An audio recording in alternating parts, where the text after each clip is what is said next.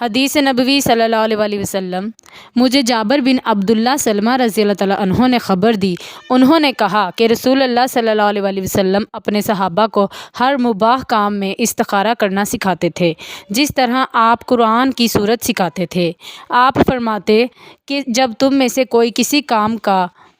قصد کرے تو اسے چاہیے کہ فرض کے سوا 2 رکعت نفل نماز پڑھے، پھر سلام کے بعد دعا کرے، اے اللہ، میں تیرے علم کے طفیل اس کام میں خیریت طلب کرتا ہوں، اور تیری قدرت کے طفیل اس کام میں خیریت طلب کرتا ہوں، اور تیری قدرت کے طفیل طاقت مانگتا ہوں اور تیرا فضل،